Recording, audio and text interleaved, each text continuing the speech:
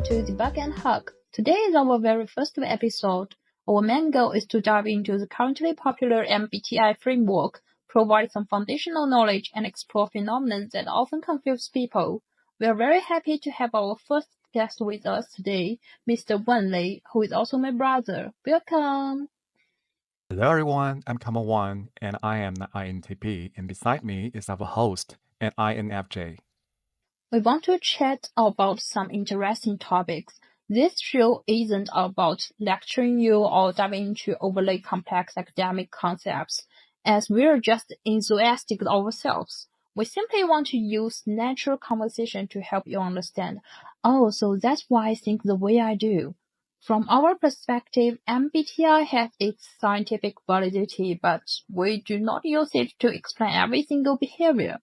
After all, everyone is different. So today, our first episode will focus on the differences between thinking and feeling. Speaking of this, Mr. Wanlei, when do you encounter situations where you feel really the differences between T types and F types? This can be looked at from many dimensions. The most obvious is when you're with a friend who needs comfort, or when you're arguing with your partner. The differences between T and an F leads to a situation where you don't understand each other, and neither side receives the other's good intentions. So you mean a possible situation that everyone is facing the same problem and they come up with different solutions, is that it? The solutions are different, but I think the essence behind it is what everyone judges and views the world differently. Their subconscious and their thinking patterns are completely different. Speaking of different ways of viewing the world, we might assume that T types using thinking, while F types using feeling.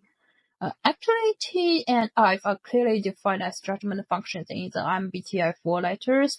However, considering that not every listener knows exactly how Jung's 8 cognitive functions map to the 4 MBTI letters, I will give a quick intro first.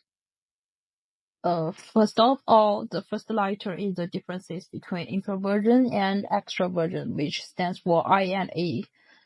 Stereotypically, we just simplify this as introverts and extroverts, but for me, I might define them as introverted-oriented and extroverted-oriented, similar to how you just described perceiving the world. Are you perceiving the world by reaching outward, or are you perceiving it through internal reflection? And of course, everyone has both introverted and extroverted experiences. It mainly depends on whether the first function in your Jung cognitive stack is introverted or extroverted. The second letter is sensing and intuition, which is S and N. Sensing is about interacting with the practical physical world, while intuition is about patterns and big picture insights. Besides the T and F gap, the gap between N and S is often brought up as well. It's very interesting, and we can talk about that later. And the third letter is T and F, our topic, thinking and feeling. Interestingly, the Jung's 8 cognitive function, both T and F are defined as the judging functions. And when we face in the world and need to define or categorize it, we might be use either emotional perception or logic reasoning. The last one is J and P. Stereotypically, J types are seen as plain, obsessed, and controlling, while P types are more relaxed and flexible. My understanding is that both judging and perceiving are ways of projecting onto the world. J-types don't necessarily have to make plans, but they prefer to have a prediction of how things will go once step into the real world, so they can keep things under control and in a linear way, which leads them to make plans ahead. And P-types, they perceiving the world, have a desire to explore and can tolerate to unknown and uncertainty, which might make them being stereotypically thinking of as a random person. Even though I kept this brief, I tried to be as objective as possible to avoid misunderstanding. And what do you think of it, Mr. Wan? To make it easier for everyone to understand, let me put it another way. If we talk about these 4 dimensions, let's start with I and E. If you wanted to help someone clearly understand the difference between I and E, what question would you ask to distinguish them? If I would ask this, though I'm not sure if it's the most accurate, but when you are sitting in the crowd, are you listening to others speak or are you used to be the one who are keep yapping? I would ask, what is your usual way of restoring energy? Where do you feel most comfortable recharging? There was a test question like this. You've had a busy and exhausting week at work, and you desperately need a wild party to make yourself happy. Do you agree or disagree? If you disagree, it means you need to recharge on your own. If you agree, it means you need external stimulation to recharge. I think this kind of question is more intuitive for seeing the essence of IE difference. So what about N and S? Should I state how I would phrase this question and then you share your observations? Sure, I actually have a very deep memory regarding the moon. When I went home for the Chinese New Year, we were moon gazing on the Lantern Festival, and the moon was very full. I was discussing it with my dad, who is an INTJ. I told him, look, whether I am a modern person or an ancient person or any other creature, we were looking at the same moon. Isn't that a kind of romance? My dad didn't respond.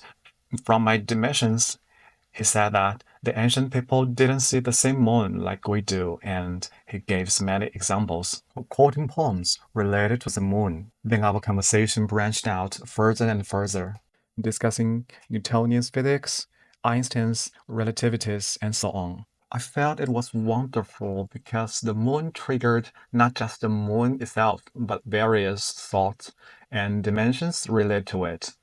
Later, I saw my mom thinking about something else nearby, so I asked her, Mom, what do you feel when you see this moon? She said, the moon on the 15th is full on the 16th. I suddenly had an idea. I told my dad my mom must be an ice type. I broke down the test questions for her and found out it wasn't that. She didn't understand the qualifiers or the restrictions in the questions. But rather she would think, what is this? Is this really necessary? Why do I have to do this?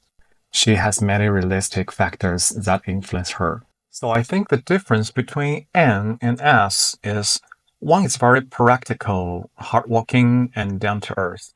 The other is divergent, has a lot of idea, think many steps ahead, even about unrelated things, and has a rich imagination. Both ways have their own merits. Okay, this example is really vivid.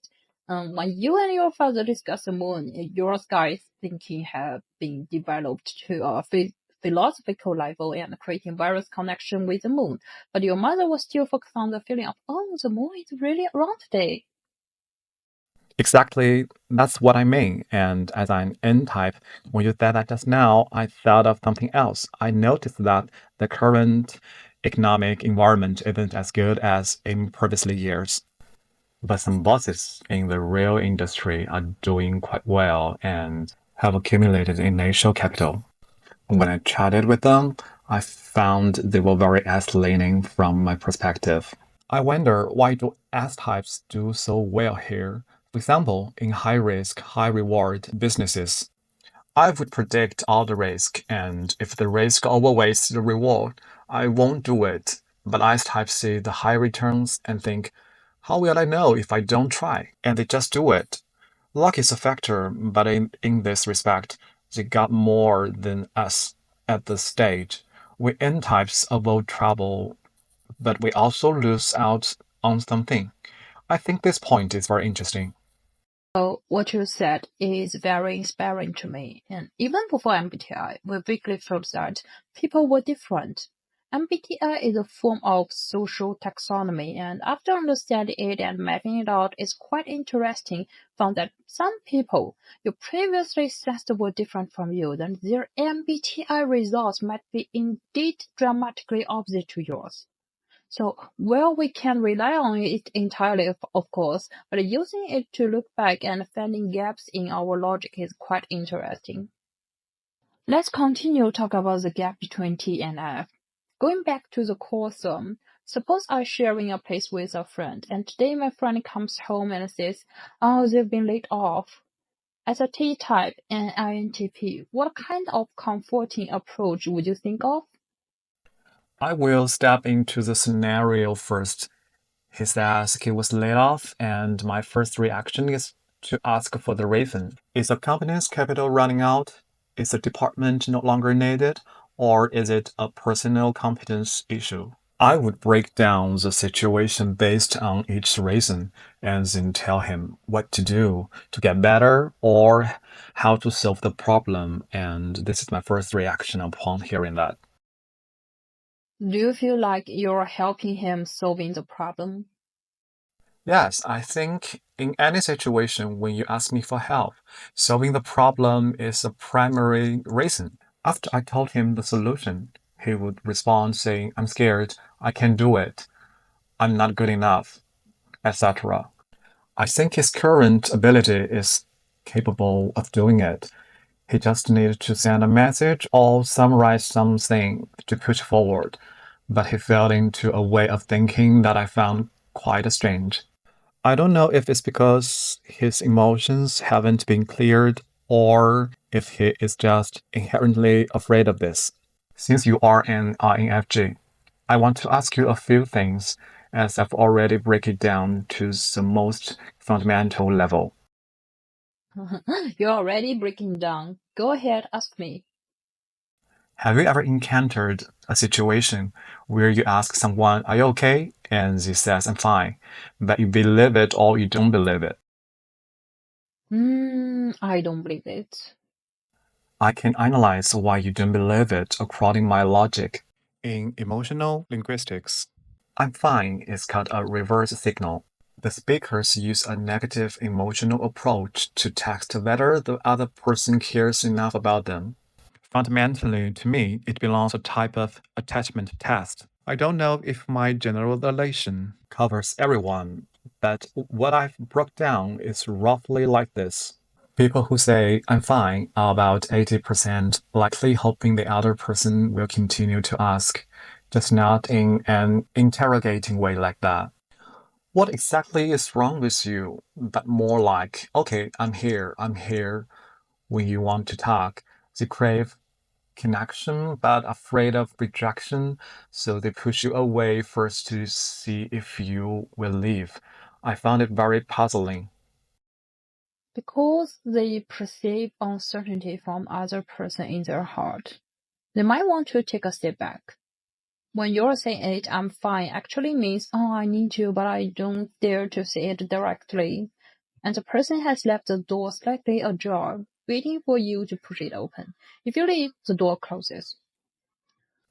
Yes, that's about it. If I say I need you directly, I don't know what psychological state the other person is in. If they only want to solve the problem and the reaction they gave after hearing, I need you, isn't what you expect. Or if they are busy with something else and can't give you a completely positive response, then that emotional expression sounds like asking for something. As a T-type, I found it easier to take I'm fine literally because I am an INTP. My introverted thinking processes information by prioritizing literal meaning and precision. If you say you're fine, then you're fine.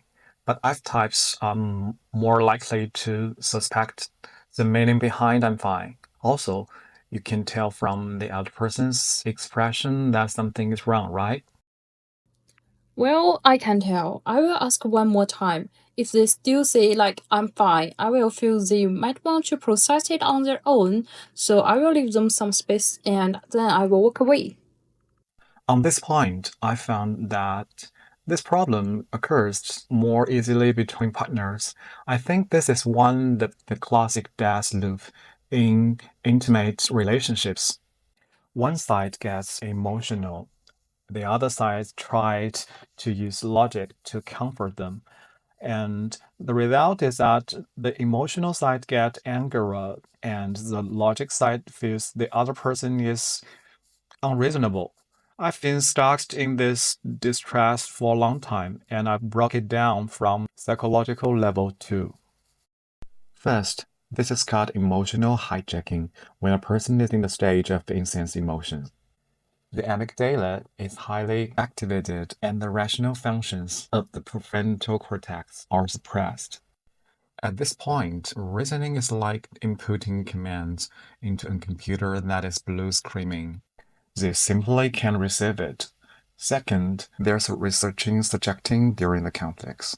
A partner's heart rate exceeds 100, entering a stage of diffuse physiological arousal, where the ability to process complex information drops sharply. At this point, any discussion is, in my opinion, invalid. Third, the gender difference brought by traditional society has been exaggerated. In reality, it is not necessarily that women are unreasonable or men are too cold, but rather whoever gets emotionally hijacked first need to be smooth first. This has nothing to do with the gender. It is a stage of the nervous system. You can tell me where I am inaccurate. I think there is a lot of room for discussion. Does a person who has been emotionally hijacked really need to be taken care of? In an intimate relationship, shouldn't this be equal exchange? Like I use emotion to care for the other person's feeling and the other person will also care for me back. It shouldn't be a constant act of taking. When this involves the difference between arguing and communication, arguing has win as its goal, while communication has solving the problem as its direction. One person is already hurt and emotional, and the other person tried to communicate in the name of I help you to solve the problem. After that fails, it turned into an argument, which might be more painful than the original issue. Sometimes I enter a rational defense mode, even nitpicking the definitions. I might say, you're being unfair. And other person says, don't lecture me with my logic. Actually, I have emotions too, and this is my way of expressing them. Your nitpicking of the series is actually the same as F-types repeating emotional details when stuck in an emotional dilemma. It's just everyone is responding to the world in the way that they're good at. I figured it out. Actually, the basic logic of this is very simple. If two people have a complex and argue, essentially both sides want to be seen. If both sides talk about unfairness or grievances, the problem cannot be solved, and we cannot jump to the communication level. At this point, one side needs to let go of wanting to be seen and instead go to see some other person, listen to them, and turn both people mode to the same frequency. Only then there be subsequent communication. I don't want to put F types into my debating field. That's where I need to optimize. Okay. Then let me ask you a question. The communication you speak of, what definition should it be based on? Could it be that if I express my feelings and my desire to express it is satisfied, and isn't that communication? Why must our conversation has to have a conclusion? Because I believe all conversations should have a result, efficiency, and value. This sounds a bit annoying, but as a T type, I feel that if there is no value, it's not a high quality conversation. Back to the example of a friend's breakups. I help the friend analyze how trashy the other person is and how unhealthy the relationship is, and telling them how to get out of it. And they usually said, you're right, and then go back to look for that person the next day. I then feel, was he listening to what I say? Do they really need my opinions? I feel like I've wasted my breath. From a psychological perspective, this is cognitive dissonance. When people are in pain, there is a huge gap between knowing what to do and actually reasons to maintain their current emotional state. If you tell them it's not worthy, their brain will search for, oh, but they also have good time moments. Third, and change isn't triggered by a single piece of advice. Your advice might not have to be a waste, and it's just like a seed that takes a long time to sprout. You mean, what I gave wasn't advice, but a rope. They are still at the bottom of the pit and may not grab it. They have to sit in the pit of the while and maybe even get rained on a few times. Before they have the strength to grab it, the rope wasn't throwing in vain. It's always be there. Right, those who can save themselves are the ones who wanted to be saved. I've gained many different perspectives from you. I've read a point. The essence of the comfort is not to help the other person walk out, but to accompany them in the pit until they have the strength to climb out themselves. I throw the rope, a solution, but they are still on the channel of needing to be seen in the pit. I think so. If you throw a rope and just keep watching them from the edge of the wall, as a partner, it's actually better to sit in the well with them. You want the other person to get better, they might know which methods are better, but right now they just want to make themselves feel a little bit more comfortable. Ensuring comfort first is more important. When someone is in pain, walking into their comfort zone and staying with them is likely more reasonable and has a higher success rate than forcibly dragging them into an uncomfortable area.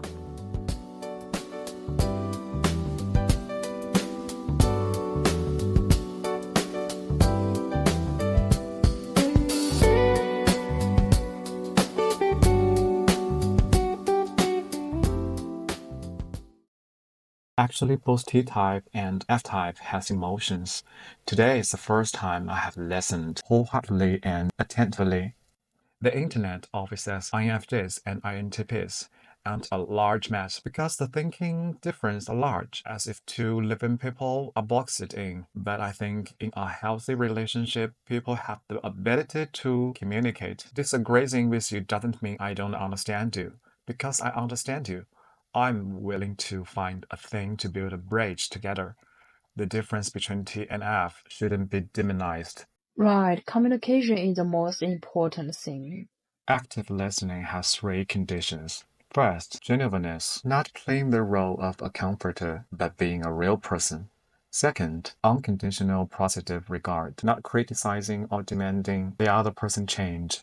Third, empathy, not understanding what the other person said, but understanding why they think that way and what their internal frame of reference is. My past comfort attempts often violated this, pretending to be patient, conditional acceptance, or superficial empathy. People always like to use their own ways to influence others. Finally, let me summarize the 5 observations about the time difference in comfort discussed today. First, comfort is not a skill, but a calibration of frequency. We always learn comfort as a communication skill, but effective comfort is not about technique, it's about frequency. Can you quiet yourself down and hear which frequency the other person is on? Do they need an anchor or space? Is the emotional gateway logic or feeling? Skill can be memorized, but frequency calibration relies on saying. In terms of predictive coding, the first step of comfort is not emitting the signal, but calibrating the receiver. That's true. I used to think I needed to say things that would make the other person feel better. Now I realize that compared to saying something, it's more important to be quiet, shut my mouth, and open my eyes to see the other person clearly.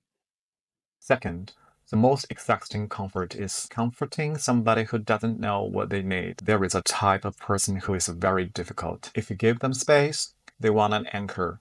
If you give them an anchor, they feel invaded. If you give them a solution, they feel you are cold. Actually, it's because their own prediction system is in chaos and cannot send out a clear signal. What you can do at that point isn't to guess, but to help them figure out what they are really need together. For example, I'm not sure what you need right now. Can you help me figure it out together? This helps people whose cognitive resources are exhausted regaining awareness of their own stage. Yes, rather than providing answers, it's better to guide and accompany them in the search. Third, comfort has an after-sale cost. Comforting someone for a few hours leaves you exhausted. Every failed attempt at comfort is not just a failure to help this time. The other person might be less willing to open up to you next time. In a friendship, this cost is I won't come to you the next time. In a relationship, this cost is I feel you are unreliable. Comfort isn't a one-off behavior. It's a deposit and withdrawal of relationship credit. Every successful comfort is a deposit. Every failure is a withdrawal. When the account is empty, the relationship is in danger. Some might find it strange. Why would I still go to a friend if they make me feel tired? But I feel that fatigue is just a sign of incompatibility, not mean that being friend is generally exhausting. Friendships are maintained by helping each other in this way. Being able to talk to someone when you're in pain or being relied upon are actually happy things. Fourth, comfort contains a curable paradox. The better your intention, the harder it is to handle well. Translated into a plain language, the more you want to help, the less you can actually help. Because when you want to help the other person get better, your anxiety permeates into the comfort. What the other person feels isn't just your care, but also your urge. Get better quickly because your pain makes me feel terrible. These hidden pressures make it even harder for the other person to relax. The best comfort often happens when you are not so fixated on the result. And whether you're better or not, I'm here. I agree with this very much. The other person is an adult. You must respect their ability to bear their own consequences. Don't always think about the changing another person. And as a friend, just watching them walk their own path by their side is enough. Fifth, T-types and F-types have different ways of self-blame after a failed comfort. At the T-type, I think my method was wrong and I should change my strategy. But I have observed that some F-types, after a failed attempt at comfort, will question the relationship itself. Am I a good friend or a good partner for the same failure? T-types attributed to a technical issue, and F-types attributed it to relationship quality. The internal fiction for F-types is more severe. Right, the F in F types is often directed at the relationship itself. What's important is that I have determined you are a special person to me and I should treat you specially too. When this special relationship cannot operate in a special mode, for example, if I'm comforting you has the same effect as someone else comforting you, or even worse, I begin to question, whether am I still special? What F-type pursue is not the result of the matter, but the relationship itself. After our conversation today, I truly understand the internal rules and ways of problem solving for F-types better.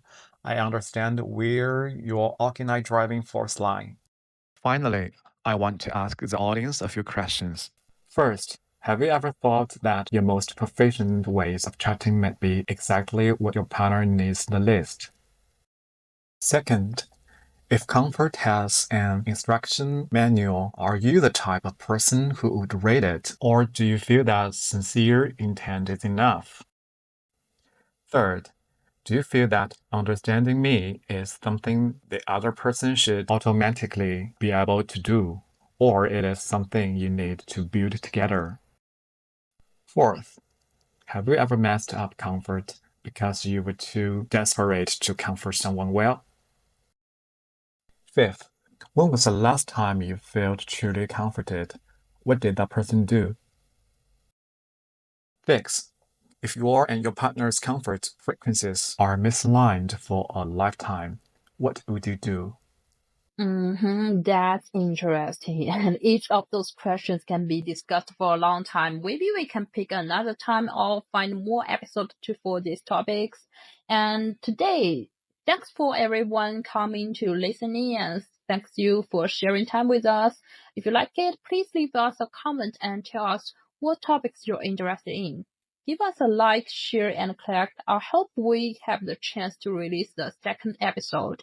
And see you next time and talk to more about the small stories involving MBTI and the Jung's 8 cognitive functions. Bye bye.